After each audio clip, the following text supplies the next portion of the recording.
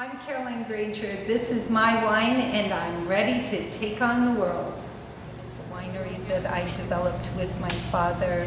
Back in 1999 now, we started looking at the project. So we have vineyards in 10th Leaf this year, and this farm is celebrating 205 years of uninterrupted agriculture. With our very first vintage of sparkling. It's a traditionally made sparkler. It's 50% Pinot Noir and 50% Chardonnay. 57-week, second fermentation. I love the tiny bubbles. And what better way to celebrate the beginning of what's going to be an amazing season than with tiny bubbles? So it's made in the traditional.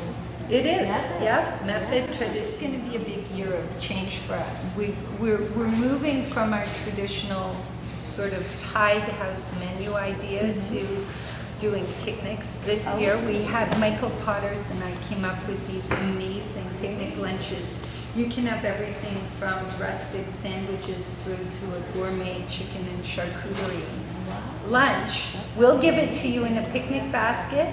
You're welcome to sit in the tasting room and have it with a bottle of wine, or you can grab a bottle of wine at the tasting bar, your own blanket, and head to the back of the farm. That's great. What a great idea. We thought that would be a better way for people to enjoy the farm and really, the truth is, we're better at making wine than we are at serving food. I mean, Michael Potter. I think if we're going to go with an expert, he's certainly the guy to go with. Oh, that's nice.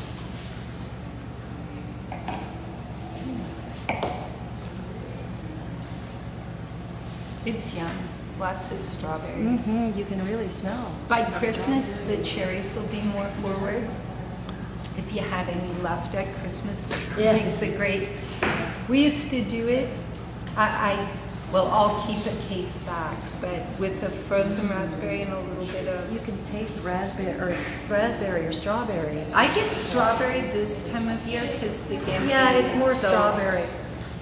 So we do things like marinate the strawberries in it for desserts right now. That's a great idea. Yeah, it's a nice summer one. Look at that fireplace. That's a lot of rocks. Yeah. I can tell you that we had a very fussy mason, and for every rock that you see in that fireplace, we actually carried 10 in for him to choose from and 9 back. This is my favorite room. And I'll show it to you with romance lighting first. Oh, wow. Welcome to the barrel cellar. Wow. This is what I was telling you about. This is incredible. So, where are your barrels? Are they French oak, American oak? All French oak. Okay. 2 Burgundy coopers. We use Rabu and Bertamieux. Okay. Now. And we didn't just decide that. We got there sort of the long way. We've experimented with a lot of barrels. Wow. But the last couple of years we've been stable. Barrel program has between 170 and 210 barrels, depending on vintage. So when you get the barrels, are they toasted already? Do you They like are. a medium toast or? We varied the toast depending on the varietal that we're making. Right. It is usually some form of medium, although we have experimented with some specialized toasts for the Pinot Noir. Yes. And we've got a little bit of that tea toast. The really cool thing that we did was we moved to 300-liter barrels for our barrel fermented Chardonnay in the Grange line. Yeah. So that's producing some exceptional wines. We like that just a little bit bigger. So how many varietals are down here? Down in this cellar, Chardonnay isn't down here right now. We didn't make a barrel fermented Chardonnay in 2009. Ordinarily, Chardonnay would be down here. We would have Pinot Noir. We would have Gamay briefly. Gamay is generally down here for between 4 and 6 months, depending on vintage. Gamay's out. Pinot Noir, I mentioned, and Cabernet Franc. Okay, so you're doing on oak Chardonnays? We are as well, Yes. yes, aged in stainless, generally with sometimes surly. Oh, okay, okay. And I guess the oak, they would go through a malolactic fermentation. All of the for- oaks do, and in fact, you can feel it's a little warm down here. Yeah. We're just finishing up our mallow. Now, we used to go through mallow in February, Oh, which is great, Yeah, you know, it's yeah, really great to heat a yeah. room up in Prince Edward County to 80 With- degrees in yeah, February. Yes. This room is, again, you see the The stone. stone. This was built in the year 1900, again, using Hillier's first and best crop rocks. Yes. And I'm not sure they were quite as fussy as my As your- mason was, yeah. but they've certainly held up over the years, and it does make the room quite temperature stable. But this is certainly where the value is developed. The Definitely. ability to age in oak Yeah.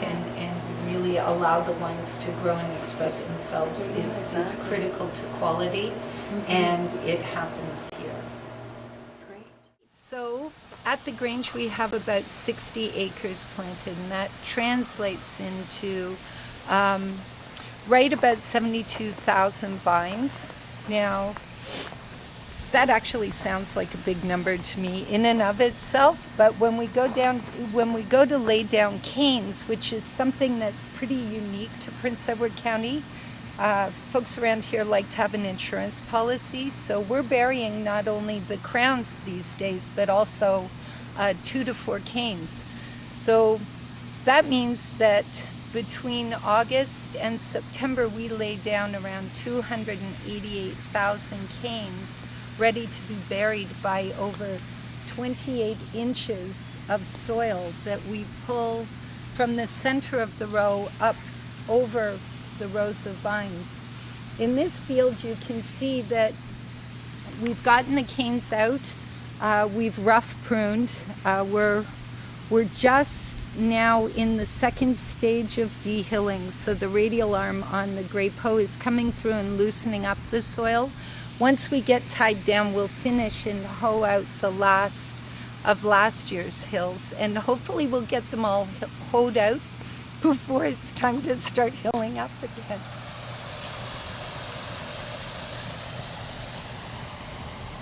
So new, actually last year, in honor of our 5th anniversary being open to the public, we built some fire pits, and we've started having events that involve experiencing Prince Edward County food and wine basically where it's grown.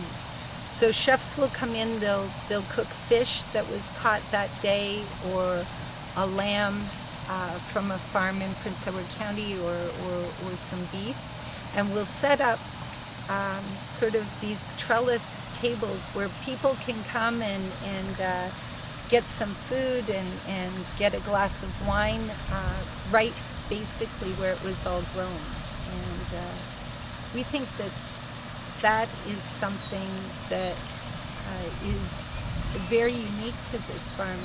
This farm, when you look around, you're looking at 35 years of love from my family, mostly my mom and dad. Although, I will say that when I was a kid, I pulled more rocks out of the garden than anyone else, and I did it because it was blackmail. It was either pull rocks or don't go riding. So I was always happy to do my chores. Well, there's a lot of passion. I think you need a lot of passion, but you also need a lot of patience. Mm-hmm. The truth is that you cannot embark on a journey like this expecting to see your destination or the end of the road in the first couple of years.